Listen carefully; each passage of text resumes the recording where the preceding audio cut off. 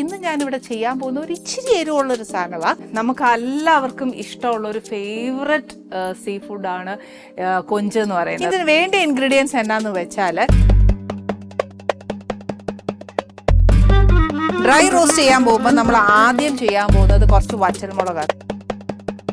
ഇനി ഇതിനകത്തോട്ട് തീ നല്ലോണം കുറച്ച് വെച്ച് ഒരു ചെറിയ കഷ്ണം സ്പൈസസ് നല്ല അസലായിട്ട് ഒന്ന് പൊടിച്ചെടുക്കാം.